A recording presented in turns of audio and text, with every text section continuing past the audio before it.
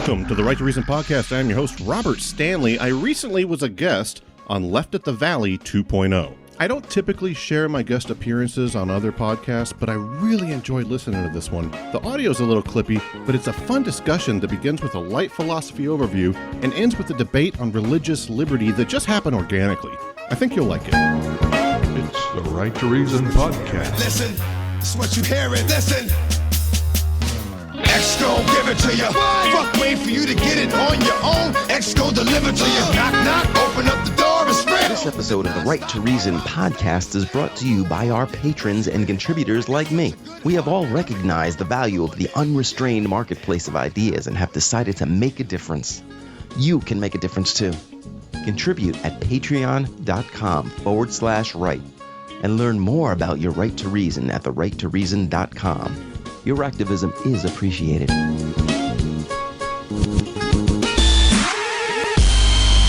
right, our next guest is a friend of the show. He is the host of the Right to Reason podcast. He's a snappy dresser and a snazzy dancer. Robert Stanley, welcome back to Left of the Valley 2.0.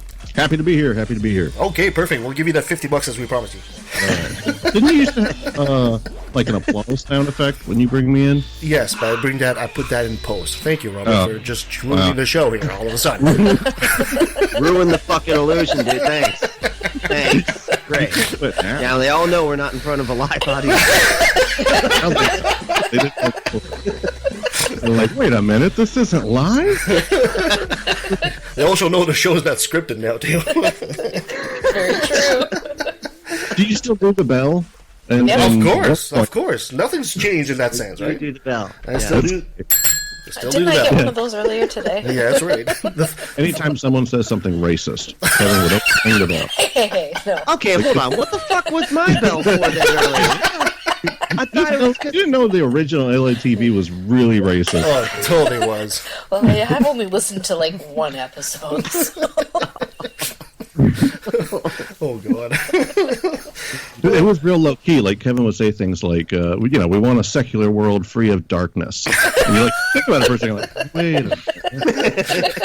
What did he mean by that? double entendre. We like to move everybody towards the light, the lighter skin. I mean, light. That's just so not you. Like Star Wars, low-key racist. Just saying. Really? Okay. Really? How Dark so? side, Well, dark side, you give me? No, Okay. that's... Well, we always say welcome to the dark side. We have cookies. I was just going to I say. think Dr. Seuss was a little. Oh, yes. Foods and Jews sound way too similar. That's a bit far-fetched. But, we just did have that, That's solid. that thing we I talked feel like about. that's solid right there. Yeah. The Hooji? Solid epistemology. And think about it. The episode about, the book about Christmas, right? It was anti-Who's, right? Which was the actual, he was Jesus Christ. Yeah. Oh. Yeah. But they didn't murder him. They had to hang him on the Christmas tree. Okay. The comments of Robert and Brent and Sabrina at this point, too, are not necessarily those of Left of the Valley. Hey, now. Don't get me and Robert in the same room. You're going to have to say that. There's going to be some Holocaust topics brought up. Robert, thank you so much for joining us on the show. That was great. Great intro. Great intro. Oh, my God, I've missed you. I've missed you, brother. I've missed you. So maybe you'll be so kind to, for those people that might not know you, the 3 or 4 of them that know listen to your show by now, to maybe explain who you are.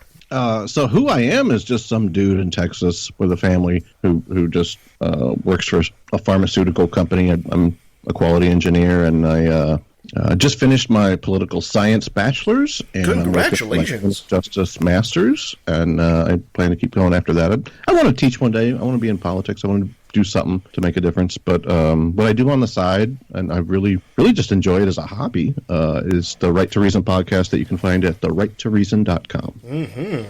So the Right to Reason is, for people that don't know, is a highly, highly recommended podcast. Actually, you cracked like one of the top 10 atheist shows in the U.S., didn't you? Yeah, according to one magazine. Hey, that's more than us.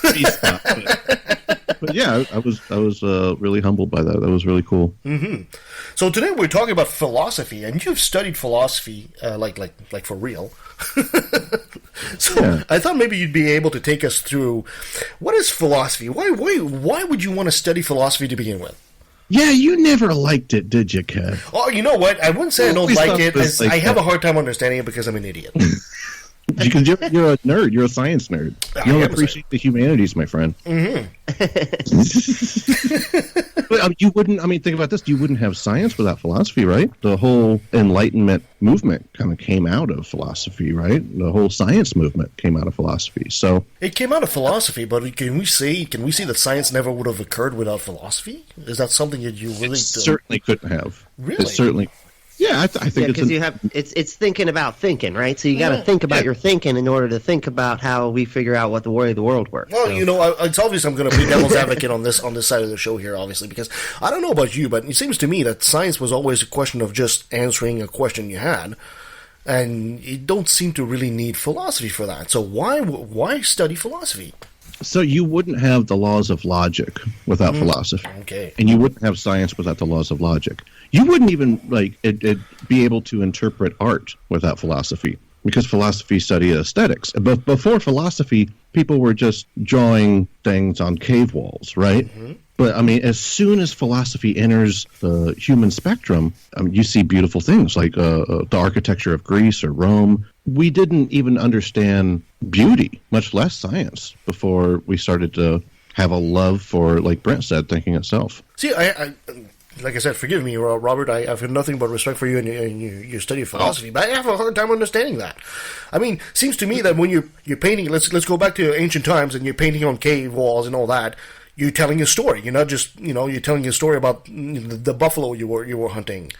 I don't see where the philosophy comes in on this point. But we weren't able to understand an objective representation of beauty before philosophy approached aesthetics itself and said, well, why do we find things beautiful?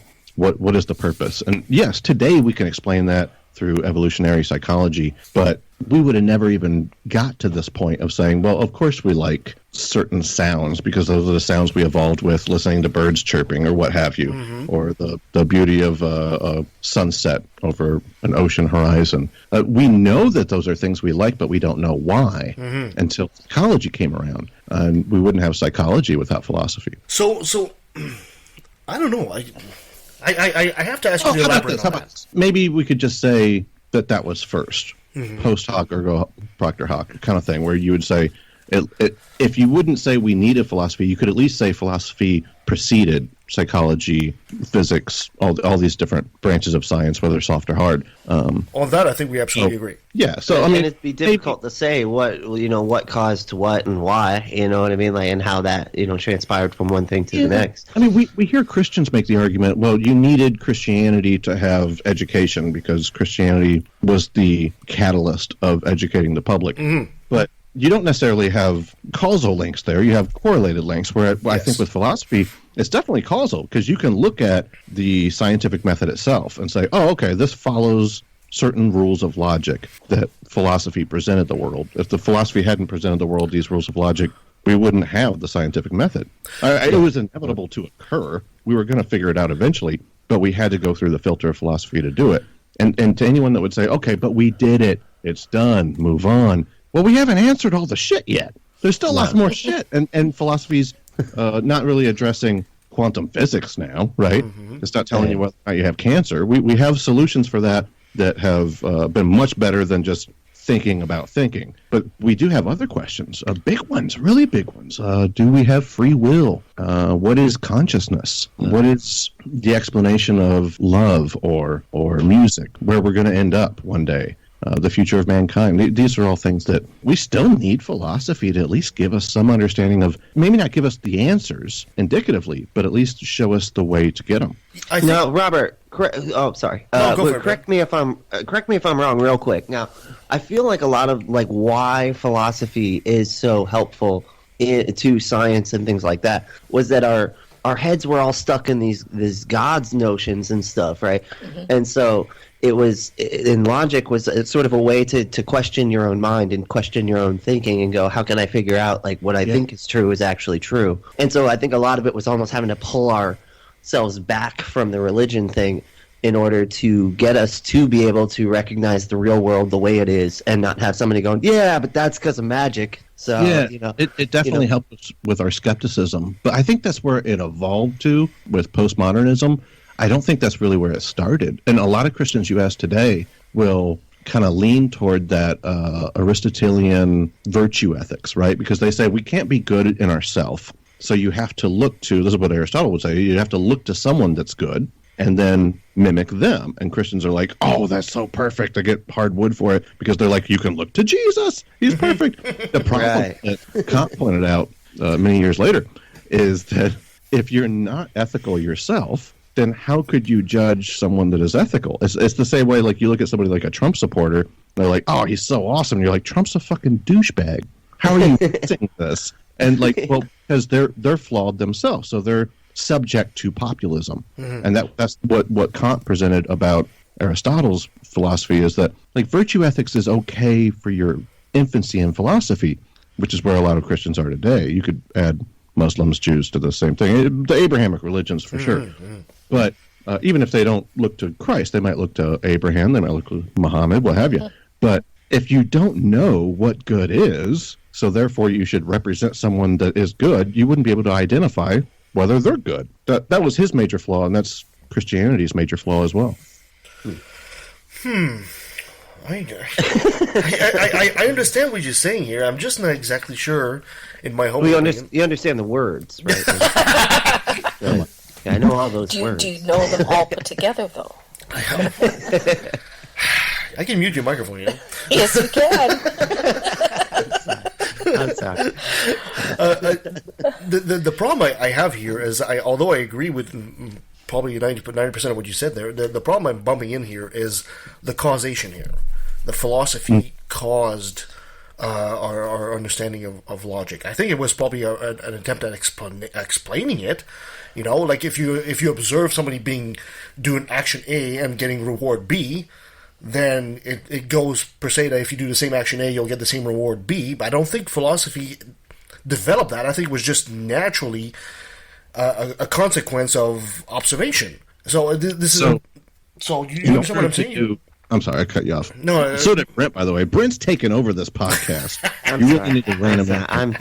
I'm putting myself on mute. Actually, I think you two, as a side thing, you two, and of course Sabrina as well, but you two are so, like, when you brought Brent on, I was like, this is perfect. He actually messaged me and said, I'm going to be on the left of the valley. And he was like so happy. And I was just like, your humor and Kevin's humor are going to match up so well. And it really does. But anyway, regardless of that. Okay, how can you do science without, 1, the law of contradiction, 2, the law of excluded middle, and 3, the principle of identity? I would say the first one would be non-contradiction. But this is what I'm saying. The philosophy didn't create the law of contradiction. It was already there. It just kind of explained it. Identified it. It certainly identified it. Yes, that's what I mean. It didn't create it, right? Thanks to Aristotle. But yeah, it's basically just, you can't be you and not you, right? But, like, you couldn't have science without that. Okay. I can understand that. And, it's a bit like we say, religion was our first attempt at trying to explain the world, and maybe philosophy was our second attempt at trying to explain the world and the laws of physics around us. And I can totally understand that. I totally go with that. In the area of ethics, we wouldn't be able to make the arguments about how to use science today, right? I mean, Hume argued you can't get ought out of an is, but we do get oughts out of is because philosophy preceded science. So you can say science can tell you that battery acid's bad for you and that orange juice is good for you. But since philosophy preceded it, we were able to say you shouldn't give someone battery acid as opposed to orange juice. So we would have never understood how to utilize the benefits of science without preceding an is with an ought. Okay. So essentially, it just helped us expand empathy in our understanding of the laws of physics.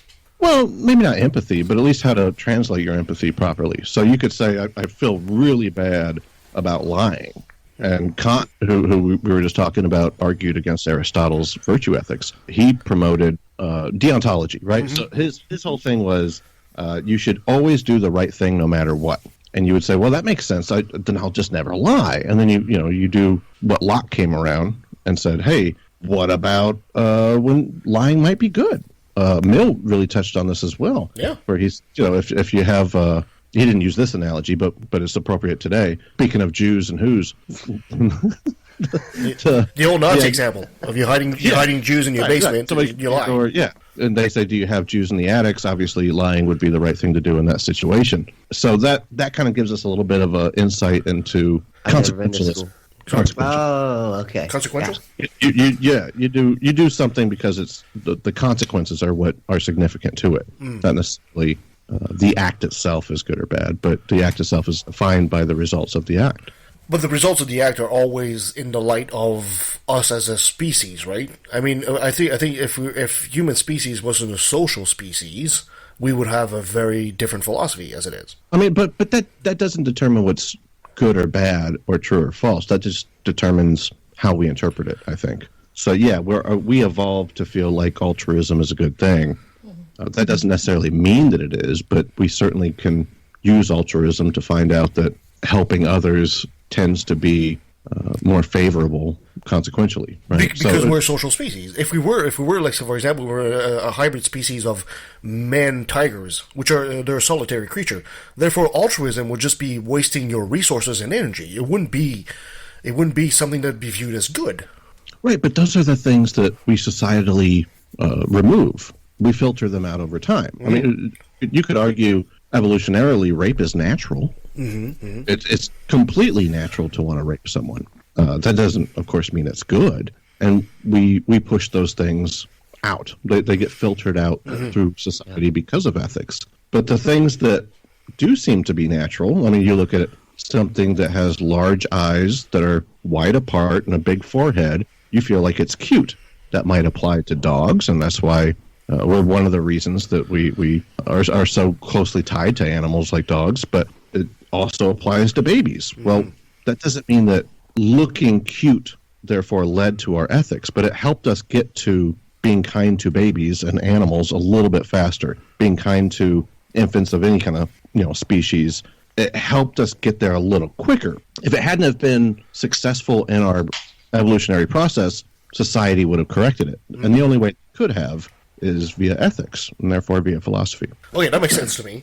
So when we're looking at philosophy today, and of course in the context of us being atheists, do you think that philosophy is becoming a bit of a crutch for theists? Especially when they're trying to, because they don't really have any evidence for their claims. Oh my God, I had Inspiring Philosophy is the name of his channel, and he came on and he argued the entire episode. He argued that quantum physics is random and consciousness is fundamental. So therefore, matter is a result of consciousness, a form of idealism and panpsychism. Okay. And everything is rooted in quantum physics and therefore God and Jesus. And I'm with you 100%. It's so frustrating because the philosophy is getting so just random and elusive that religious people are starting to pick it up, but they only read Christianity Today, the comments on it. They're not actually looking at the science of it. No. So it's almost like they like to take refuge. They like to take refuge in semantics, and then they start calling it philosophy. Yeah, exactly. I just had a episode. It was called Objective Morality Debate, and it was this dude named Elmo who's got his own podcast called Elmo's World. Yes. Really nice kid, and we talked about whether or not we have free will, because that's kind of where the conversation goes when you talk about objective morality. And every single thing he offered as a rebuttal to determinism was a fatalistic argument. So he'd say, so you don't have free will, so therefore everything was just always going to happen no matter what. I'm thinking, well, maybe. That seems pretty reasonable, but I can't defend that. In the same way, like I can't prove there's no God. I can't prove that fatalism is true, but you're rebuting fatalism. You're not rebutting determinism. And I got another debate coming up with Eric Hernandez on the Gospel Truth here at the end of the month on the 27th. He's going to do the same thing. And it's like that's all they have is, like you said, semantics. But they use semantics to try to make you look bad, to try to make your argument look bad. usually it's just conflationism, where you'll make an argument and say, well, I think A and B, and they'll say, well, B could be something else, and then they'll argue the something else against your argument where that was never your intention. It's just basically another form of straw manning. Mm-hmm. Yes. Right. Yes, and then they'll add probabilities into that, and all of a sudden it becomes very nebulous at best. One of my favorite episodes was with you and Brent's favorite person, Kelly Clemenson. Oh God! Wait, was that you? Was that you and Kelly that did the Historicity of Christ, or was that you and somebody else? I remember you did one. Well, I've done a lot of Kelly? I don't know if that one was Kelly. It might have been. Fitzgerald did Kelly. That was the funniest one because he kept getting mad and saying, "Stop interrupting me," and David Fitzgerald just kept interrupting him no matter what. No matter what he said, he would be like, "That's wrong. Nope, don't believe that, people." Yeah, I got him on my channel, and that's like all he wants to do is interrupt and then not make sense when he's talking, but like want to not make sense even more. You know, he gish gallops. He totally gish gallops. I remember Kevin came on and did a historicity one. I thought that was I did that was a good mythicist episode. debate with I can't remember who it was, and one of my points was basically of course he was quoting Jesus and all that, and one of my points was, well, if Jesus is there, how come we don't have any relics whatsoever? I even went to he's a carpenter. How come we don't have a carpenter table from him or anything like that? Or even chisels, or even correspondence between just people at the time. Yeah, there were exactly. no that's what historians look to a lot of times. It's just correspondence between people. Like, hey, can you pick up the stuff? Make sure that you don't. Make sure to go around the, Jesus healing everybody at that spot, or whatever, just like talking to each other. He was completely taken aback by the artifact angle. He had never heard that, and I thought, you think your Lord and God here is a carpenter. You think anything he's touched during his carpentry days, it'd be like gold. It's worth.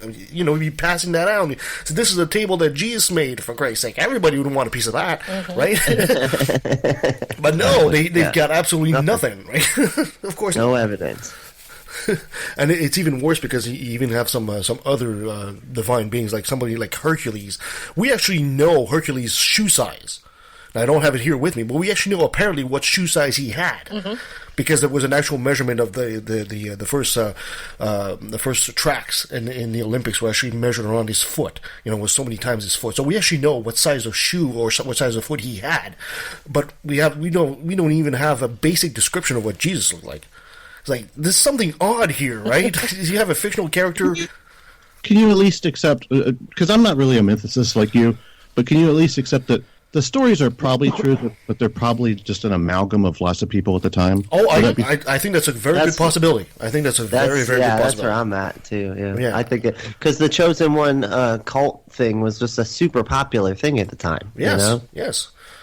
And it's still a popular thing. Darth Vader, for fuck's sake! Like everything is a chosen one. It's just a human thing. I think. I don't know. There is. I think it speaks loudly to our need for a hero, our need for somebody to come and save us somehow for anything, whether it's Neo in the Matrix or Jesus in Nazareth. It's Spider-Man or Spider-Man. He's the best. I like Spider-Man. He's the best. Anyway, going back to philosophy. So. Do you think philosophy, I know it's going to be an interesting question to ask you, but do you think philosophy is becoming a bit outdated in the scientific world that we have today? No, we're still dealing with philosophical concepts today that are impacting us. Like, you can actually make an argument against liberals themselves. With philosophy, with the tenets of the Enlightenment. You can make arguments against conservatives with the same thing. Whereas you would say, here's one that they both screw up with. Okay, pluralism. Society should have multiple views. So you look at a lot of the censorship that's going on within the far left today. They're saying we should have multiple views, but only a select group. And I know Brent is about to choke me out. No, you're good. I know this is one of his wheelhouses. So, but the same thing with conservatives, where they don't think that we should have multiple views. They think we should have conservative views. What are the conservative views? Well, it's a very small group of European males that these views come from. The other remaining five tenets were rationalism. The world can be comprehended via reason. We would all agree with that as secularists. Meliorism, things can be better. That's another one conservatives don't like. They're always saying, We got to get back to the way things were. Things are getting worse, but we all know that's not true. Yeah. They're clearly getting better. Autonomous individualism, people have their own wills, their own agendas, right? That's what makes us individuals. That's one you're not going to hear represented on the left. In all fairness, we're all liberals here, but let's be honest, we really don't promote rugged individualism that much.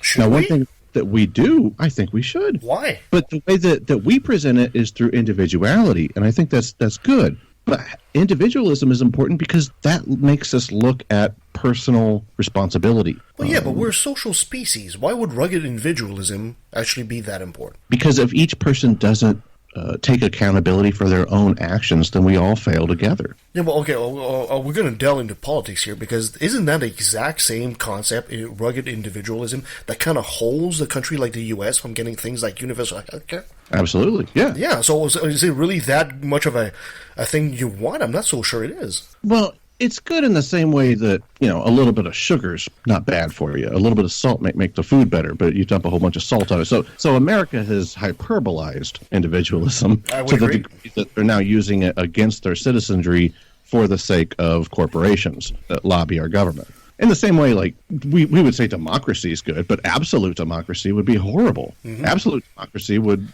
mean that majority rules. What happens to your minorities then? Mm-hmm. Exactly. So yeah, individualism is an important part of the Enlightenment, but taken in hyperbole, it's definitely been a destructive force in America. But that doesn't mean we should abandon it, right? There are conservative values that we should still hold to. That's what got us here, and whatever works, we should still keep using it. This is, once again, my opinion, but it's also the opinion of the Enlightenment. In fact, if you look at it, classical liberalism is conservatism, with some exception. They've ignored some things like pluralism. Another one is ethical egalitarianism, equal worth. They say that that's what they think, but then their actions certainly don't apply there. Mm-hmm. Right. I would agree, yes. Do you think philosophy has become, or should it be, or has it become some kind of moral compass for us? I don't think so. I can't see that. No. I mean, you get some places like Norway, where they actually have like a state philosopher, and they actually use him or her to consult when they're about to create laws on ethics and stuff like that. So I didn't know that. Yeah, that's awesome. That's I kind of like that. I think it's because it's really interesting to actually have something like that becomes a bit like the conscience of a particular country, to say, is this going to be good for our citizens to make this law? It might make economic sense, or it might make political sense, or even scientific sense, but is it going to be something our citizens are going to be, it's going to be for the benefit of our citizens? So can philosophy become that kind of moral compass for us? I don't know. I mean, that's kind of cool. I didn't know that. I always wanted to have two presidents.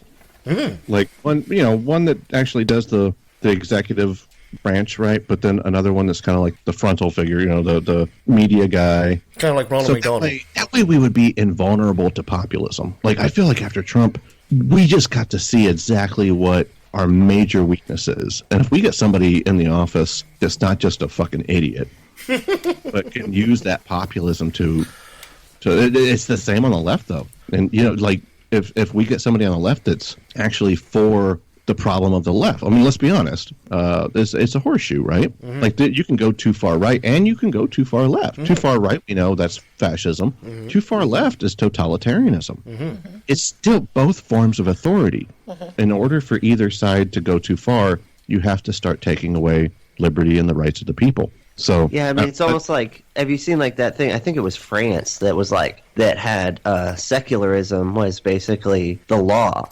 And so they had all sorts of problems because Muslims, were being there, and they were being like, you can't wear that on your head because we're a secular nation, and so it's like, dude, that's not cool either. Like, you can't go that far with that. You know what I mean? Like, that shit, the anti-hijab stuff. Yeah, and it was like, hey, you can't represent your you can't even tell anybody what your religion is in public, kind of thing, and then that becomes its own sort of form of authoritarian, legislation. I will play devil's advocate once more here and throw Kevin, throw a stick. Do you have the devil on speed dial? What is going on? You got to advocate for him. Always the devil's advocate.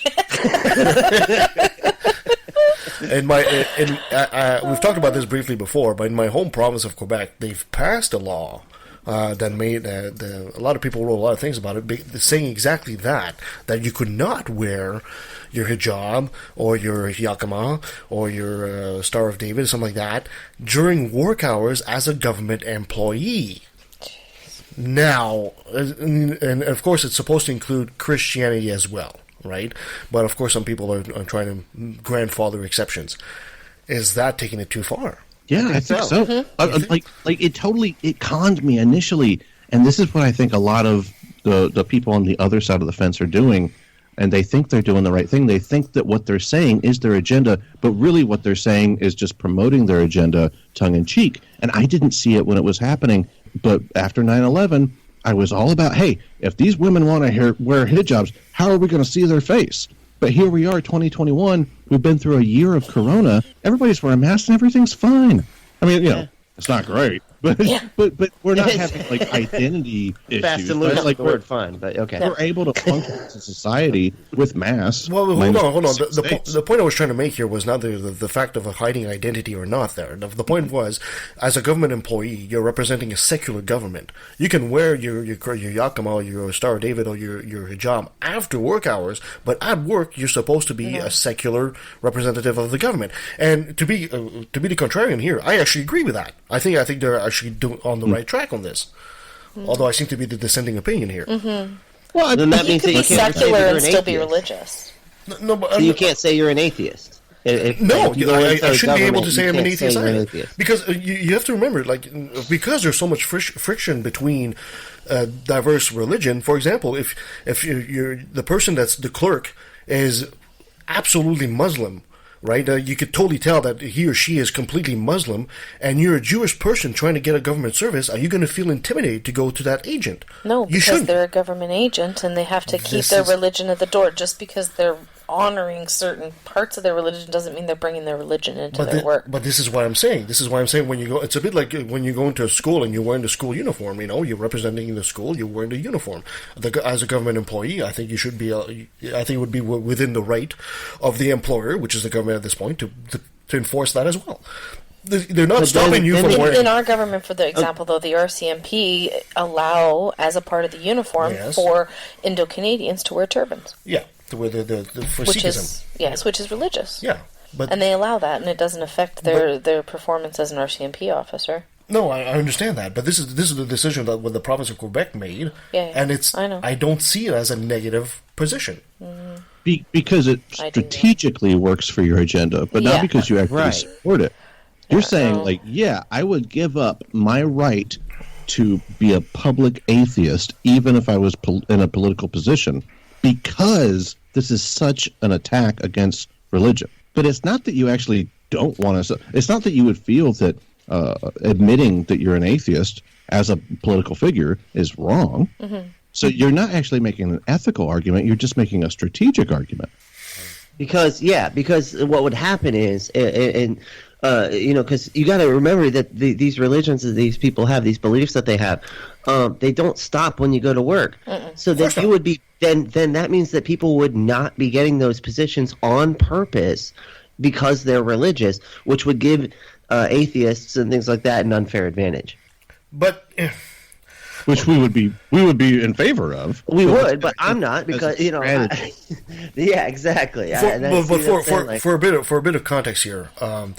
In 1982 or 1987, the Supreme Court of Canada ruled, although there is, in the Constitution, the Canadian Constitution, there is an appeal to divinity, there's an appeal to the Christian God, the Supreme Court ruled that Canada would rule as a secular country in their decision, in their court decision. But we still have freedom of religion. You still have freedom of religion. I understand. So this is why I'm saying this is the best of both worlds. When you're, as a government employee, during the work hours, you're representing the government. You look secular. After that, put on your hijab. Put on your secular. That's the part that I have a problem. But you're representing the government, right? It's the same argument that we have all the time with somebody who says, But you're violating my personal basic human right in the process of remaining secular. Because you look secular, they're not taking a religion away from you. You can still believe it. Doesn't matter. Even in the world that we're in, everybody would know that you are whatever religion you are anyway. Yeah. Even though you It don't doesn't have matter. the cross around your neck, that Muslim still knows who you are as a representative, walks in there and, sits down in front of you. They'd still have the exact same amount of intimidation. It's just that you can't wear the symbol there. So it's really superfluous. I'm changing my view. I'm with Kevin. Flip me. But no, I don't. I see your point, Poor but Kevin, we're all ganging up on him. Oh, that's fine. I'm used to it. It's your fault, Robert. I don't think he is actually saying it because he believes what he's saying, and not calling you intellectually dishonest. I'm just saying I think you feel more comfortable with it because the ends would justify the means. I don't think that you actually believe that we shouldn't be able to be ourselves, which would incorporate our culture and our faith, even though we're politicians. I don't think you actually believe it. I just think you like the idea of getting religion out of politics, and I'm with you there. Fuck them. Absolutely. Absolutely. Me too. Well, Me too. maybe But it's so, just not but practical.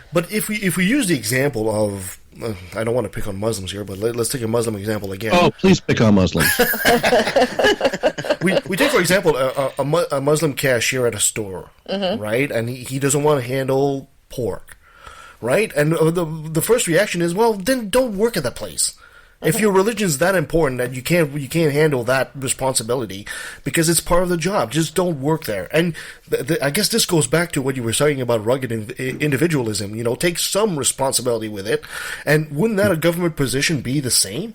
If your religion is so precious to you that you cannot function without your yakama or your cross of David or whatever halo you need to wear, you really need to be there. Right. Your religion is limiting you from participating with the rest of society. Yes. That's not my fault. That's not Kevin's fault. That's your fault. Nor should it be. Right. I mean, at which point do we? Politics are a position of power, though. At which point do we start accommodating people on just about every? I mean, I could be a Jedi for Christ's sake, and I can wear my lightsaber. If I'm going to take it to the ridiculous now, I'm going to be a government employee, but I need my lightsaber with me. I mean, how ridiculous does this get? Don't take it on a first date. But that's a joke. That's fair, right? Because in that situation, it is contrary to your goal. So maybe Kevin has a point that to a degree, coming up with some kind of antiquated religious belief that's going to biases your way of going forward politically. Maybe you shouldn't be allowed to dress that way. Then you're victim to it also, because anything you say, you're saying it as a person dressed in a hijab or as a person with a cross around my neck. He might have a point. I went into this disagreeing with him. Okay, but all jokes aside, I'm kind of leaning his way. I think we got to separate a couple things, because when it comes to like police and stuff like that, and people of like authority, if you're talking that level of government, I get it. Okay, because that can not only be used against people, it can also be used against them, right? But that's actually what we were specifically they're just wearing talking their. about. Oh, you were talking about police? RCMP here. That's our federal police. I don't know what right? CMP is. I know. Like, what? Our Royal Canadian Mounted Police. And here We don't use acronyms in the I States. know, Yeah, right? No. Except USA. FBI, CIA. So for you, just because I know you don't know, Brent, here the RCMP are our federal police. They're actually allowed to go down to the States and arrest people. They're, I think, one of the only police forces that are allowed to go to other countries and arrest people. Well, Mounties, they always get their man. Oh, okay. Anyways, Well, then so here they're allowed to, the Indo-Canadians wear their turbans, and I hear what you're saying, that they shouldn't be allowed to, but then the reason they're wearing turbans is that they don't cut their hair. So then what? What do they do with their hair? Like, these are men who have hair down to their feet. Literally. It's so complicated, because here's the thing, like that those rules would make it so certain people of certain religions couldn't partake in that job, which makes the institution by definition anti that specific religion, and therefore, you see what I'm saying? Like, it just it gets really difficult. Yeah. Okay. No, and I agree. They're good points. I'm off Kevin's team. You guys are right. I'm back with the fold. I'm back with the flock. I feel good about the idea. I feel good. When I was on Kevin's team, I felt a little icky. Oh, come on. I'm happy to be back. Oh. Jeez. He was coming off a little racist. A little bit. Come on. Yeah. Always picking on the Muslims. Well, this show turned into a debate show where we're supposed to talk about philosophy, but I guess that philosophical. I guess it proves the point. It proves the point, right? It proves the point that why philosophy is important. Yeah. You know how in Twilight, like each vampire had like a superpower. That's Robert's superpower. He's a philosophy like the vampire. Jasper. He gets us all debating. He's a philosophy vampire. Robert's a philosopher. only you saw that. I appreciate it, but only I have no idea what you mean. X-Men. Give me fucking X-Men. You know X-Men. Okay. Now I'm just trying to imagine. Robert going off. What to suck your soul? I was just They thinking don't the talk one. like that in Twilight. The one vampire, Jasper, like has a power to calm everybody down, and Roberts is the opposite. That's all I'm saying. You know way too much about Twilight. You know way too much about Twilight there, Brent. So, Robert, going back on philosophy, what do you think the future is for philosophy? Do you think there's going to come a time where basically we're going to say, No, it'll always be around. There's always questions we're not going to be able to answer. And even after the automatons replace us, they'll still look back at human philosophy as their guide. We'll become the religion of future robots. I like that. I would be okay with that. But all joking aside, I can't see it going away. It's fundamental to humanity. It's part of our core. It's basically based on 5 perspectives. At least this is all up till modernism. After this, you go postmodern, right? Mm-hmm. But basically, egoism, utilitarianism, deontology, virtue ethics, and perfectionism. So we covered virtue ethics. That was Aristotle, Plato, Mendes might be added to that. Deontology was Kant, Rawls. You like Rawls. The categorical imperative, that you have to do the right thing. Utilitarianism was the one I was referencing with Mill. What is the utility of what you're doing? Perfectionism is more about species advancement. I think that would be where Kevin might lean to, as being a big fan of science. Nietzsche and Marx push that stuff. Egoism would be a little bit more where maybe I fall in. I like Mill. I like utilitarianism, but I kind of fall with egoism, where it's more about self-development. That's going to be your Nietzsche, your Machiavelli. After that, it got into postmodernism and everything got crazy. And that's what talks about. But he always represents it like it's like this, there is no truth. Everything's bullshit. And that's not what it did. It just challenged the truths that we have. I mean, if you think about it, we really do think in binary ways. Like, even if I'm not saying there's 2 chairs in the room, you can say, well, that's binary thinking. It's either the red chair or the blue chair. Well, I could even say there's a chair in the room. Well, that's still binary. There's either a chair or no chair. And that's kind of how we talk about everything. And when postmodernism came along, it really pushed that skepticism that Brent was referring to later or earlier. And I think it was overall beneficial. It's led to questioning things that we probably still need to use fundamentally. But it could also be blamed for flat Earth, so I don't know. It's, but every one of them have their flaws. So I think that's what's really cool about philosophy is it challenges you about a certain topic and uses a perspective that says, hey, maybe that's wrong, or maybe this is how it works, and then you're able to wait like 100 years and find out somebody challenged that guy, and he was wrong. That's the heart of skepticism, and we wouldn't be atheists, we wouldn't be skeptics, we wouldn't be humanists. We wouldn't have all the benefits of science without it. And a lot of times it's not that they were wrong, they just hadn't thought about all the possible nuance that you can bring out of it. Exactly. Yeah, new situations brought on often by evolving technology, evolving situations that they didn't have at the time. Right. Okay, let's pause. Kirky. What? Sorry, forget the pause. Never mind. That was great. Thanks, Robert. I always love coming on this podcast. Oh, boy. I missed this. I'm so glad you guys are back. Seriously, man. Oh, well, Seriously, you need to be doing this. I know you took a hit, brother. You took a couple hits all at the same time. A lot you of went hits. through fucking shit, man. Yeah, and I 2020 was and really I'm really messy. glad Hey! back on the fucking train, brother. Yeah, well, 2020 was not a bad year. It was a horrible year. It started really bad. Yeah. It was pretty rough. Well, 2019. There were Christmas decorations that were literal dumpsters with 2020 written on it that had fire coming out and hang on your tree. Personally, it wasn't a horrible year. You had some bad things happen. Did I come off douchey, like trying to act like I'm always? I'm like a philosophy professor or something. I'm like, no, not at all. Deontology. No, Did not that at all. off a little douchey? No, not at all, No, Robert. man, Come you're on. good, We dude. love you, dude. We love you.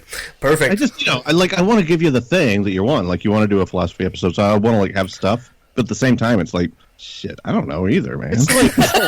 Okay. Well, this is exactly I the think point. it So we can was talk about Colt these things. that said, Cunt. Really? Cunt. Cunt said this. What did you say? Cunt. What you call me? I have to explain philosophy to these peasants now. Yeah. now we can't get monetized by YouTube. This is great. I want all of you to get up out of your chairs. I want you to get up right now and go to the window, open it, and stick your head out and yell, I'm as mad as hell, I'm not gonna take this anymore!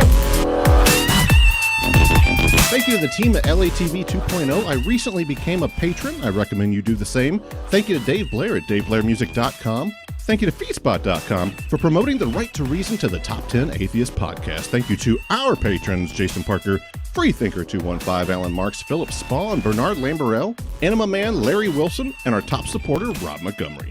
You can support this broadcast at patreon.com/right, and learn more at therighttoreason.com. Next week, we're talking about ghosts.